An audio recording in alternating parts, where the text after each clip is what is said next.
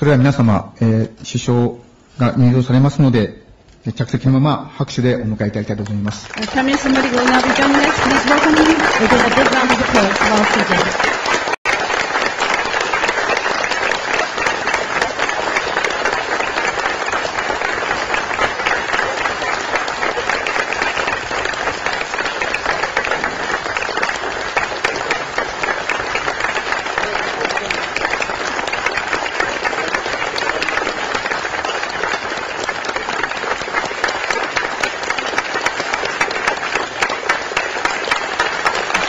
もう一度盛大な拍手を申し上げます。Please give him a big round of applause.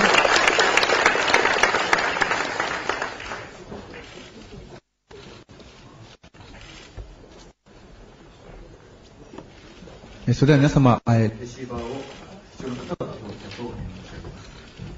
Ladies and gentlemen, please avail yourselves of the translations receivers.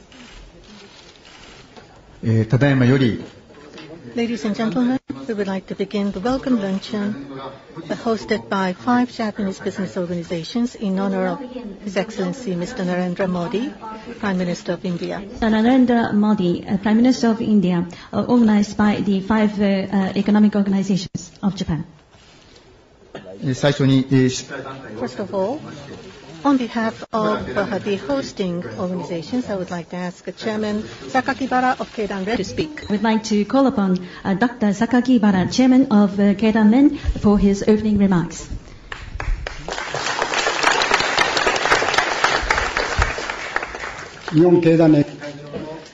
Right Honorable Prime Minister Narendra Modi, distinguished business leaders, ladies and gentlemen, I would like to express my sincere gratitude for your kind presence at the welcome luncheon hosted by 5 Japanese business organizations. On behalf of the Japanese business community, I would like to express my sincere welcome. I would also like to express my gratitude to the representatives of the government of India as well as Indian business community for your kind attendance. Between India and Japan, the so-called shuttle diplomacy was started in 2005 by our 2 leaders. And from 2007, the Japan-India Business Leaders Forum was launched to hold meetings regularly. And in 2011, Japan-India CEPA, the Comprehensive Economic Partnership Agreement, has entered into force. Against this backdrop, we have seen dramatic growth of two-way trade between our 2 countries. In 2013, we have seen the overall trade between Japan and India expanding to $16.3 billion, a growth of more than 4-fold in the past 10 years. On the investment front, because of the global financial crisis, the other major countries have seen their investment into India becoming sluggish, whereas Japan's investment into India has considerably grown. The number of Japanese companies invested in India have doubled in 5 years, more than 1,000 in number these days. The Japanese business community has great interest over the size as well as growth potential of the Indian market. Through our cooperation on both the hard and soft side of infrastructure development, we hope that we will be able to contribute to the further economic growth of India.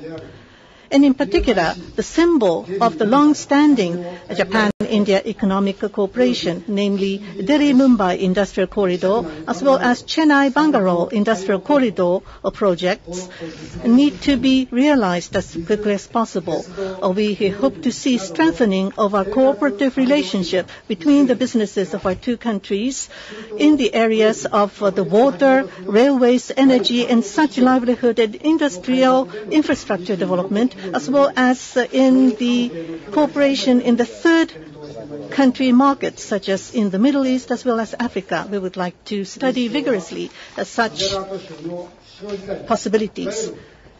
His Excellency Prime Minister Modi, when he was still the Chief Minister of the state of Gujarat, has exercised strong leadership, namely the CEO style of leadership, have led the way for the outstanding growth of the state economy. And as he was elected to be the Prime Minister of India, he has put forward 10 items of priority policy challenges, including reform in infrastructure development as well as investment. All of these would be relevant in improving business climate for both Japanese and foreign companies as well as Indian companies for their investment. We have great expectation. We are hoping that Prime Minister Modi would continue to see improvements for the business climate in India and to exercise strong leadership in liberalizing trade and investment on multilateral as well as regional front. Today, immediately before this luncheon, Keidan Ren and CII have co-hosted the 7th Japan-India Business Leaders Forum meeting. And we have prepared joint statement including recommendations to our two governments. And this joint statement will be submitted to Prime Minister Modi as well as Prime Minister Abe this evening. Furthermore, Keidan Ren and CII have agreed to establish a more concrete follow-up mechanism. And by the next visit by Prime Minister Abe to India, we would like to send economic delegation to India so that we will be able to further promote in a concrete manner economic cooperation between our two countries. To His Excellency Prime Minister Modi, I would like to solicit your continued support and understanding of the activities of our two business communities. Thank you very much once again.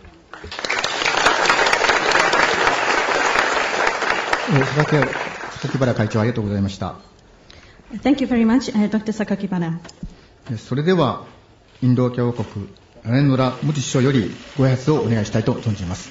Next, I would like to call upon His Excellency, Mr. Narendra Modi, Prime Minister of India, for his speech.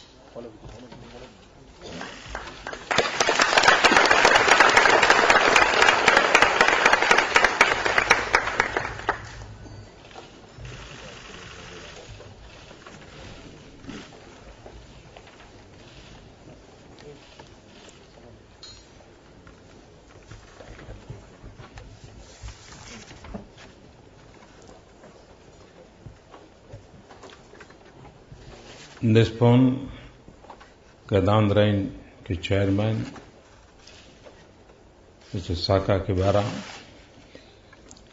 Japan Chamber of Commerce and Industries के chairman Mister Mimura, Keizai Doyukai के chairman Mister Hasegawa, Japan Foreign Trade Council के chairman श्रीमान Kobayashi, Japan India Business Cooperation Committee के chairman Shri Iijima and deputy chairman Shri Baba Kalyani जी,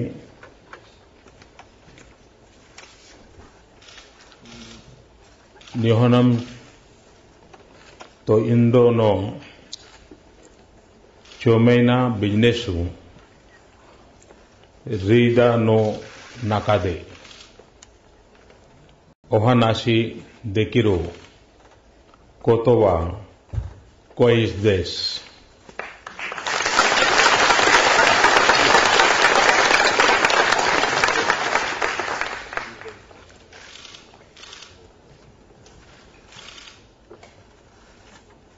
अभी बड़े विस्तार से बताया गया कि मैं गुजरात के मुख्यमंत्री के रूप में कई वर्षों तक काम करके अब भारत के प्रधानमंत्री के रूप में कार्यभार संभाला है। लेकिन इसमें एक सबसे बड़ी महत्वपूर्ण बात यह है कि गुजरात का काम करते समय मेरा सबसे अधिक संबंध जापान के इंडस्ट्रियल हाउस से आया, जापान के बिजनेस ग्रुप के साथ आया। पिछले 6-7 साल में शायद ही कोई ऐसा सप्ताह होगा जबकि जापान का डेलीगेशन गुजरात में न आया हो। और इस संबंधों के कारण शासन में बैठे हुए लोगों का दृष्टिकोण कैसा होना चाहिए, ईज ऑफ बिजनेस के लिए इनिशिएटिव कौन से होने चाहिए, सिंप्लीफिकेशन ऑफ पॉलिसीज, इसके लिए कौन से कदम महत्वपूर्ण होते हैं, इन बातों को मैं जनरल तो जानने लगा, लेकिन साथ साथ स्पेसिफिक जापान रिक्वायरमेंट्स क्या है उसको भी मैं समझने लगा। मैं जब गुजरात का मुख्यमंत्री था, हमारे यहाँ गुजरात में गोल्फ क्या होता है, गोल्फ कोर्स क्या होता है, कुछ पता नहीं था। लेकिन जब से जापान के डेलीगेशन आना शुरू हुआ तो मुझे लगा कि एक सरकार के नाते, बिजनेस के नाते शायद मेरे एजेंडा में ये होगा नहीं, लेकिन अगर मुझे जापान को फैसिलिटेट करना है तो और चीजों के साथ मुझे इसकी इस बारीकी को भी ध्यान में रखना होगा। और आज मैं गर्व से कह सकता हूं कि मैंने गुजरात में वर्ल्ड क्लास गोल्फ कोर्सेज बना दिए। ये इस बात का सबूत है कि एक प्रोएक्टिव गवर्नमेंट, शासन और इन्वेस्टर के बीच में कैसा तालमेल होना चाहिए, कितनी बारीकी से देखना चाहिए, इसको मैं भली भांति समझता हूं। और मेरे लिए खुशी की ये भी बात है कि मैं पहले भी जापान आया हूं। आप सबने मेरा स्वागत सम्मान, मुख्यमंत्री था तब भी किया, जापान सरकार ने भी बहुत किया। जापान के लोगों के बीच में मोदी कौन है और गुजरात में क्या करता है, इसकी बात मैंने जितनी बताई है उससे ज्यादा जापान के जो लोग गुजरात से जुड़े हुए हैं उन्होंने बताई है। और इस अर्थ में जो लोग गुजरात एक्सपेरिमेंट को जानते हैं, उनके मन में जब मैं भारत का प्रधानमंत्री बना हूं तो अपेक्षाएं बहुत ज्यादा होना बड़ा स्वाभाविक है। इतना ही नहीं, ज्यादा अपेक्षा भी है और जल्दी से सारी बातें हो, ये भी अपेक्षा है। और मैं आपको आज विश्वास दिलाने आया हूं कि पिछले 100 दिन के मेरे कार्यकाल को अगर देखा जाए, मैं राष्ट्रीय राजनीति में नया था। इतने बड़े पद के लिए मैं उस प्रोसेस में पहले कभी रहा नहीं था। मैं एक छोटे राज्य से आया। इन सारी मर्यादाओं के बावजूद भी 100 दिन के भीतर भीतर जो इनिशिएटिव हमने लिए हैं, एक के बाद एक जो कदम उठाए हैं, उसके परिणाम आज साफ नजर आ रहे हैं। हम लोग जापान में जो मैनेजमेंट सिस्टम है, उसके रिफॉर्म में कर्जाई सिस्टम को बड़ा महत्व देते हैं। आपको जानकर के खुशी होगी, मैंने आते ही मेरे पीएमओ को और एफिशिएंट बनाने के लिए और प्रोडक्टिव बनाने के लिए कर्जाई सिस्टम से कंसल्ट करके उनको मैंने इंजेक्ट किया है। और ऑलरेडी मेरे यहां पिछले 3 महीने से लगातार भिन्न भिन्न डिपार्टमेंट की ट्रेनिंग चल रही है। तो जापान की जो एफिशिएंसी लेवल है, वो एटलीस्ट शुरू में मेरे पीएमओ में कैसे आए, उस पर मैं लगातार 3 महीने से काम कर रहा हूं और आपकी एक टीम मेरे यहां काम कर रही है। तो इससे आपको ध्यान में आएगा कि गुड गवर्नेंस ये मेरी प्रायोरिटी है। और जब मैं गुड गवर्नेंस कहता हूं तब आखिरकार ईज ऑफ बिजनेस के लिए पहली शुरुआत क्या होती है? यही तो होती है। कोई भी कंपनी आए तो उसको सिंगल विंडो क्लियरेंस की अपेक्षा रहती है। सिंगल विंडो क्लियरेंस अल्टीमेट से it's a matter of good governance, और इसलिए हमने गुड गवर्नेंस को बल दिया है। उसी प्रकार से प्रोसेस क्विक कैसे हो, ऑनलाइन प्रोसेस को बल कैसे मिले, गवर्नेंस में टेक्नोलॉजी का इंपॉर्टेंस कैसे बढ़े, उस पर हमने बल दिया है। कई ऐसे पेंडिंग सवाल, मुझे याद है मैं जब 2012 में यहां आया तो मेरे सामने कुछ बातें रखी गई थी। तब तो मेरे कार्यक्षेत्र में वो विषय नहीं था, लेकिन तब भी मुझसे अपेक्षाएं की जाती थी, मोदी जी ये करिए, लेकिन वो मसले सब ज्यादातर भारत सरकार के थे। लेकिन शायद आप लोगों को कुछ अंदाज होगा, इसलिए आपने 2012 में से ही मुझे लिस्ट देना शुरू कर दिया था। और उसमें जैसे आप चाहते थे एक बैंक का ओपनिंग हमारे यहां अहमदाबाद में हो जाए, मैंने आते ही पहला काम वो कर दिया, आपको वो बैंक के लिए मैंने परमिशन दे दी। रियल अर्थ के लिए कई दिनों से चर्चा चल रही थी, वो काम पूरा हो गया। ऐसे कई डिसीजन एक के बाद एक, जापानीज बैंक्स का भारत में और ब्रांचेज खोलने की अनुमति ऑलरेडी हमने दे दी।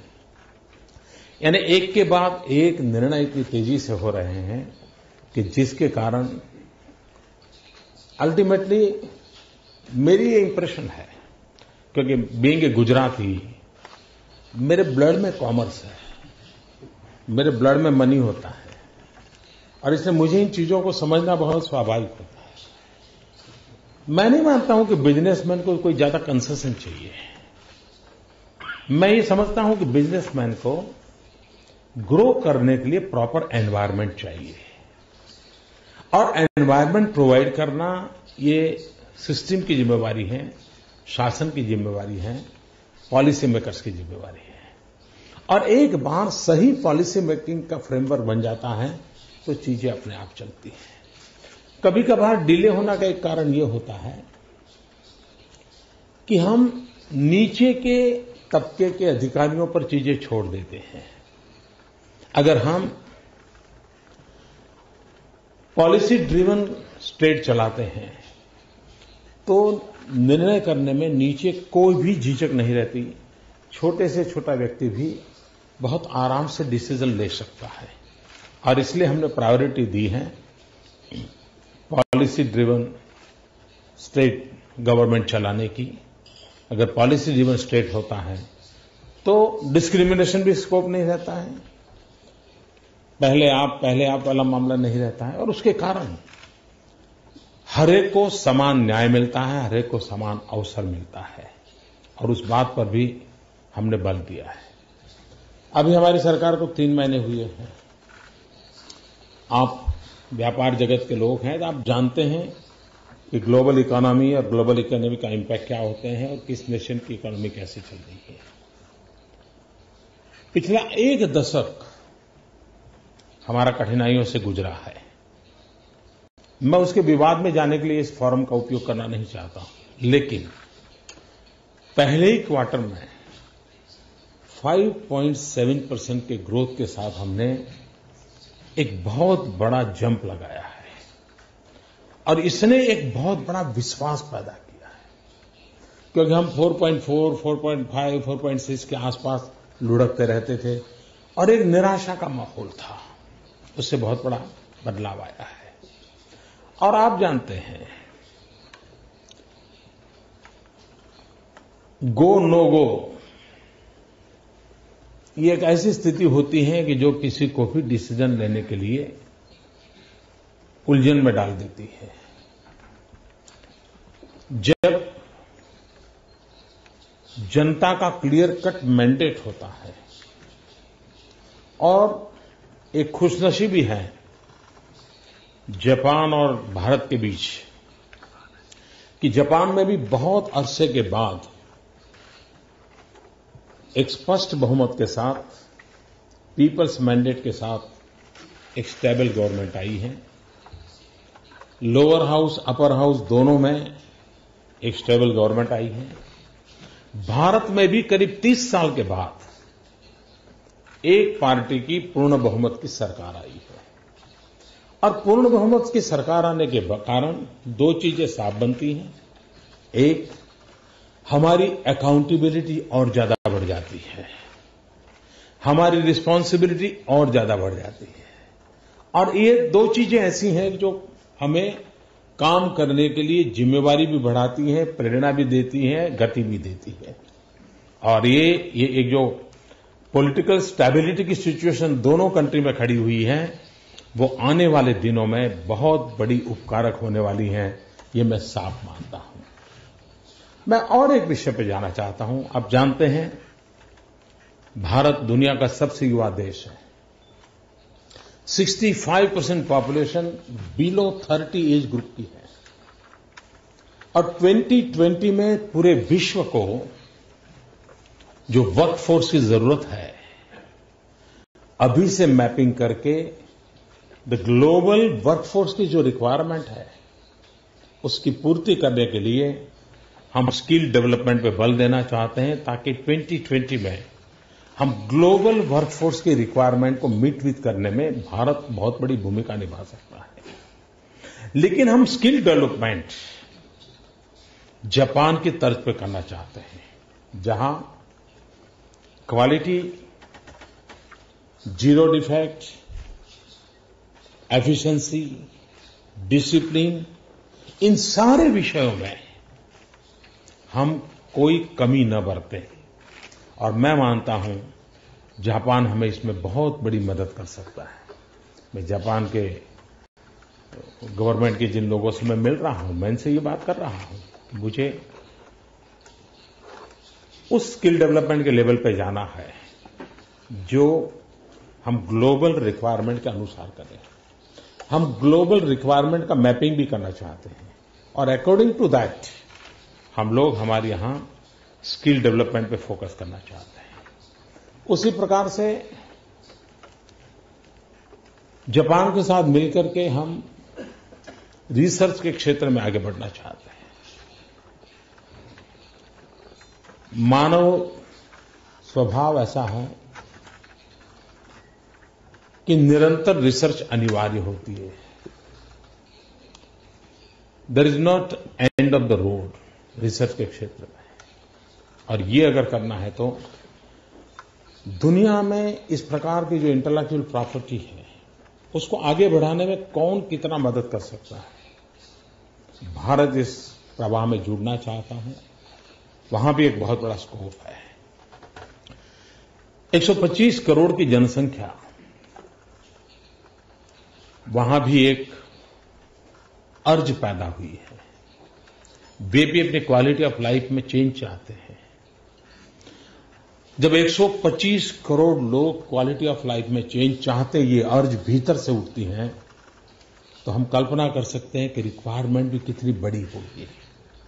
अगर हम एक एनर्जी सेक्टर ले लें, आज क्लीन एनर्जी ये हमारी सबसे बड़ी रिक्वायरमेंट है, क्योंकि हम कोई हाइड्रोकार्बन रिच कंट्री नहीं है, और हम प्रकृति से एक्सप्लॉयटेशन ऑफ नेचर में विश्वास नहीं करते हैं। हम एनवायरमेंट फ्रेंडली डेवलपमेंट में विश्वास करते हैं। और इसलिए हमारे लिए बहुत जरूरी है कि हम क्लीन एनर्जी के क्षेत्र में, और उसमें जापान से हम जितना ज्यादा सहयोग कर सकते हैं, जितना जापान का सहयोग हमें मिलेगा, हम ग्लोबली बहुत बड़ी सेवा कर सकते हैं। क्योंकि 125 करोड़ देशवासियों का एनर्जी कंजम्पशन की तुलना में उनकी क्लीन एनर्जी से ग्लोबल वार्मिंग को बचाने में भी उनकी मदद होना बहुत स्वाभाविक है। हम इंफ्रास्ट्रक्चर के क्षेत्र में अभी बजट में हमने काफी इनिशिएटिव लिए हैं।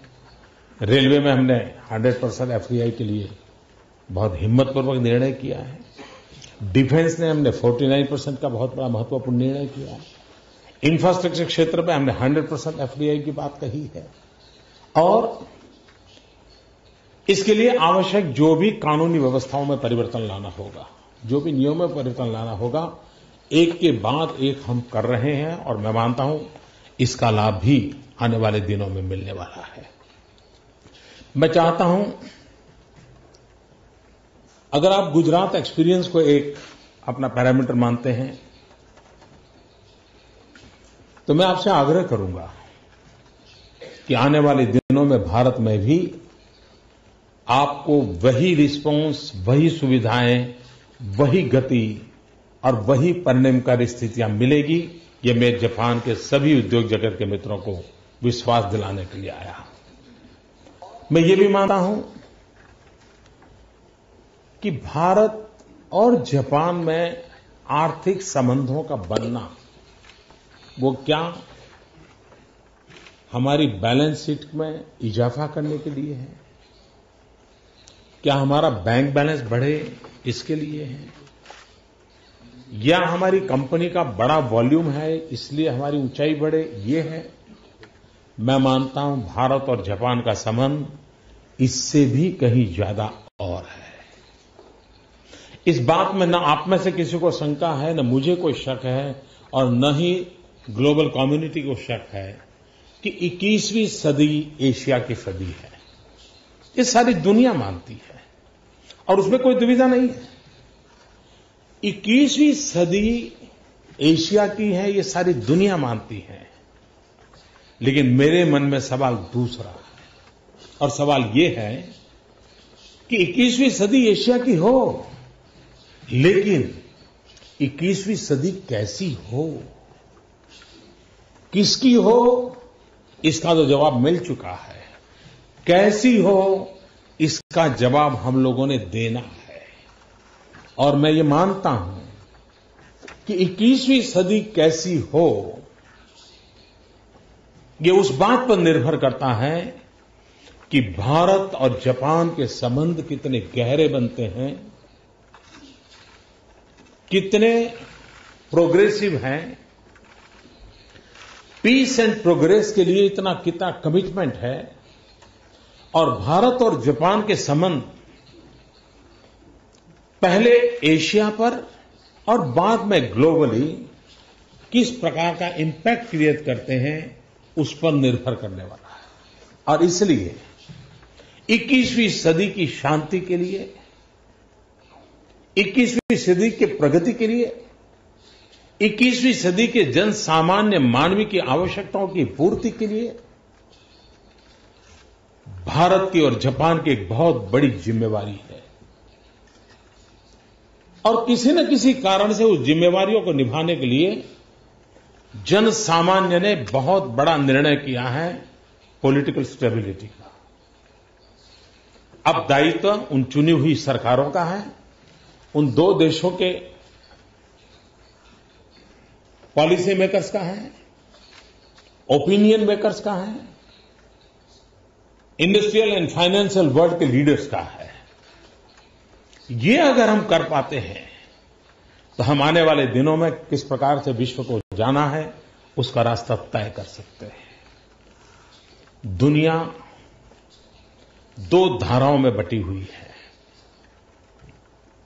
एक विस्तारवाद की धारा है और दूसरी विकासवाद की धारा है।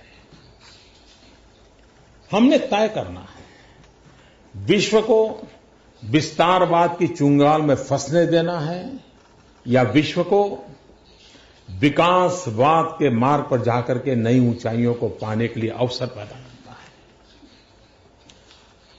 जो बुद्ध के रास्ते पर चलते हैं, जो विकासवाद में विश्वास करते हैं, वो शांति और प्रगति की गारंटी लेकर के आते हैं।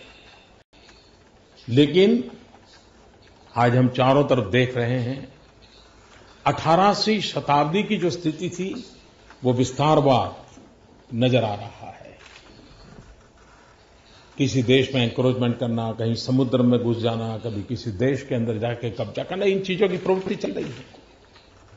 ये विस्तारवाद कभी भी मानव जात का कल्याण 21वीं सदी में नहीं कर सकता है। विकासवाद ये अनिवार्य है और मैं मानता हूं कि 21वीं सदी में विश्व का नेतृत्व अगर एशिया को करना है तो भारत ने और जापान ने मिलकर के इस विकासवाद की गरिमा को और ऊंचाई पर ले जाना पड़ेगा। और अगर इसको करना है तो मैं चाहूंगा कि इंडस्ट्रियल वर्ल्ड हो, फाइनेंशियल वर्ल्ड हो, बिजनेस सर्कल हो, हमारी इंटेलेक्चुअल फील्ड के लोग, हम सब ने मिलकर और भारत और जापान की एक वैश्विक जिम्मेवारी है। ये सिर्फ भारत की भलाई के लिए हम कुछ करें या जापान की भलाई के लिए करें, इस कंपनी की भलाई के लिए कुछ करें या उस कंपनी की भलाई के लिए कुछ करें, यहां तक का सीमित दायरा मिट चुका है। हम उससे बड़ी जिम्मेवारियों के साथ जुड़े हुए हैं और मुझे विश्वास है कि आप एक ऐसे महत्वपूर्ण लोगों के बीच में मैं खड़ा हूं जो एक प्रकार से दुनिया की इकोनॉमी में बहुत बड़ा ड्राइविंग फोर्स इस कमरे में बैठा हुआ है, जो विश्व की इकोनॉमी को दिशा देने वाले लोग हैं। विश्व की इकोनॉमी में प्रभुत्व पैदा करने वाले लोग मेरे सामने बैठे हैं। इतने बड़े सामर्थ्यवान लोगों के बीच में मैं आज एक ऐसी बात कर रहा हूं जो मानव कल्याण के लिए है, विश्व शांति के लिए है, विश्व के गरीबों की प्रगति के लिए है और उस एक महान दायित्व को पूर्ण करने के लिए भारत अपनी भूमिका निभाना चाहता है। नई सरकार आवश्यक सभी रिफॉर्म करते हुए आगे बढ़ना चाहता है। मैं जापान के उद्योगकार मित्रों से एक और भी बात बताना चाहता हूं। हमने तय किया है कि डायरेक्टली पीएमओ के अंडर में एक जापान प्लस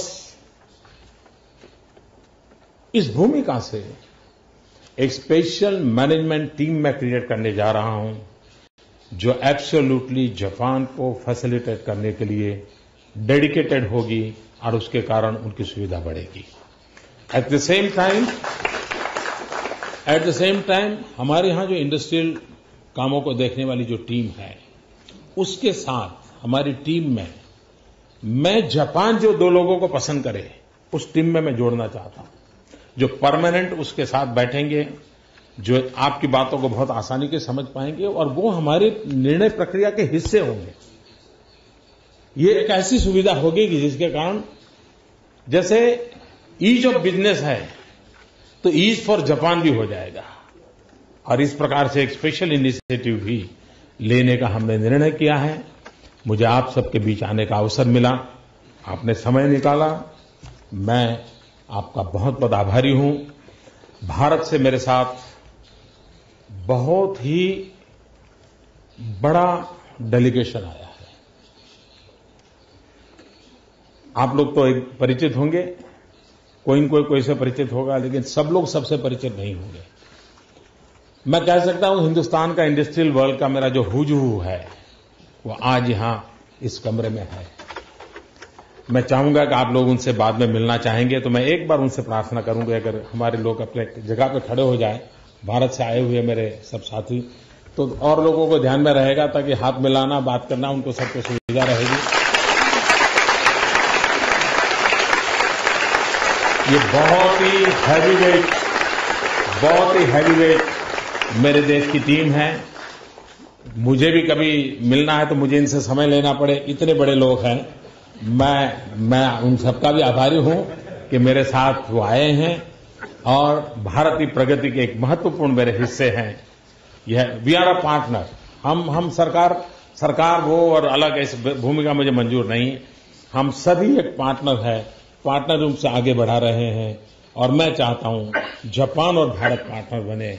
हम मिलकर के एशिया के लिए और एशिया के माध्यम से विश्व के लिए विकास के मार्ग पर आगे बढ़े। इसी की अपेक्षा के साथ फिर एक बार आपका बहुत बहुत धन्यवाद।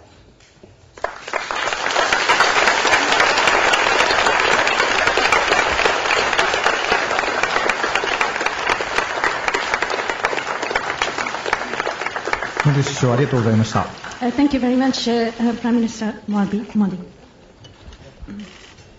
それでは続きまして、乾杯に移りたいと存じます。 We will now proceed to the toasting ceremony. 日本商工会議所の三村会頭、乾杯のご挨拶をお願い申し上げます。 I would like to call upon Dr. Mimura, Chairman of the Japan Chamber of Commerce and Industry, to lead the toast.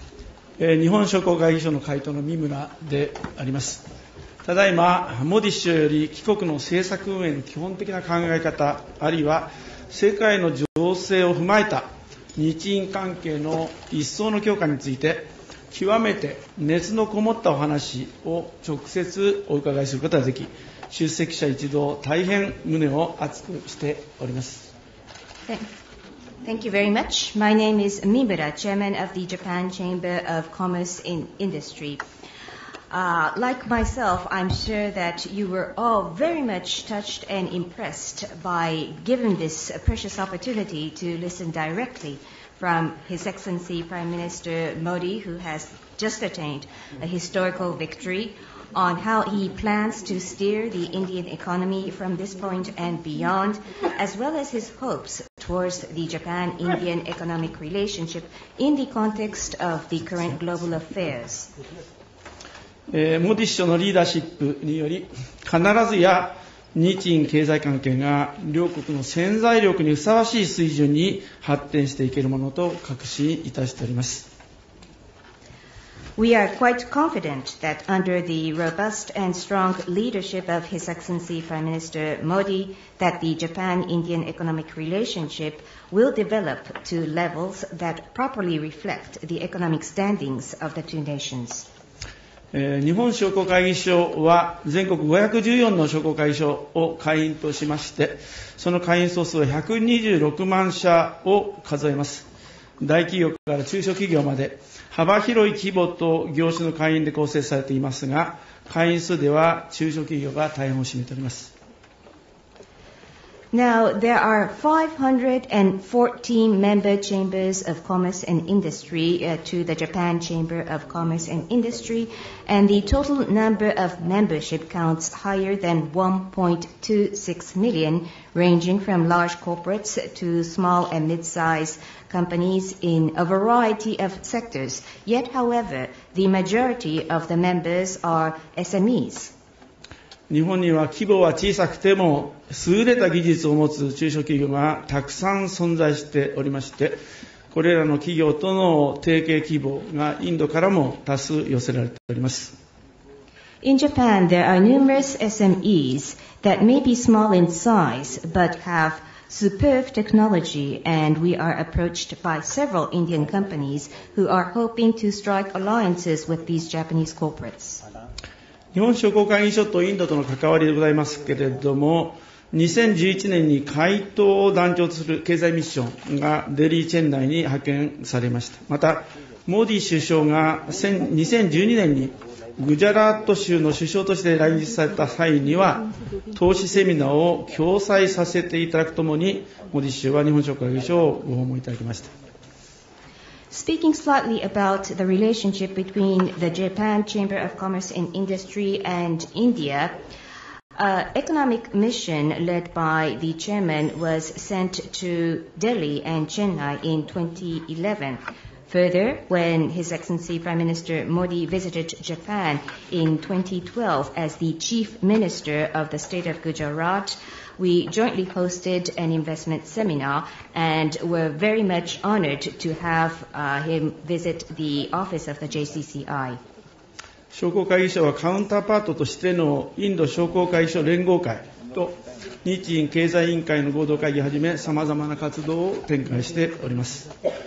JCCI partners up with our counterpart, FICCI, Federation of Indian Chamber of Commerce and Industry, and conducts, for example, the joint meeting of the two business corporation committees and a variety of activities.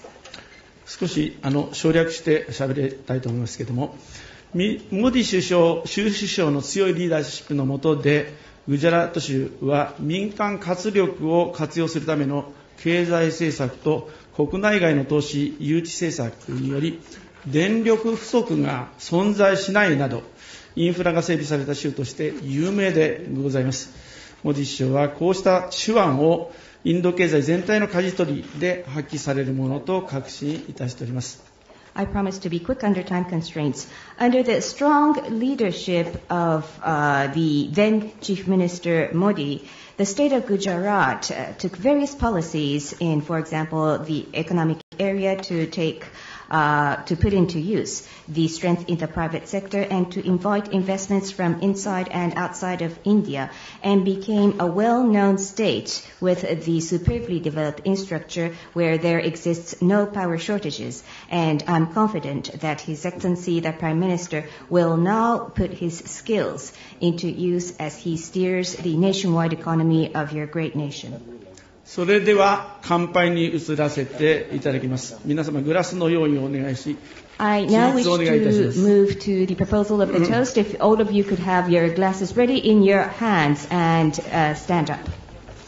モディ首相の今回の日本訪問が成功裏に終わることおよびご参加のインド政府インド経済界の皆様並びに我が国の経済界の皆様のご健勝とますますのご発展を記念しまして杯をあげたいと思います。 I would very much appreciate if you could join me in raising the glass to wish that the visit by His Excellency Prime Minister Modi to Japan concludes in a great success and that there would be further prosperity and health to the distinguished participants from the government and business circle of India as well as my colleagues in the Japanese economic community. それでは乾杯。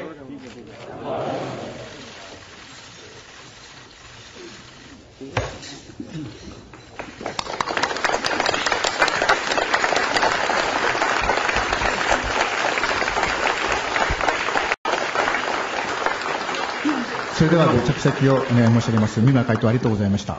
Thank you very much, Dr. Mimura. You are kindly requested to be seated. この後はお食事をお召し上がりになりながら、ごゆっくりご歓談をお願い申し上げます。Please enjoy the luncheon and conversation at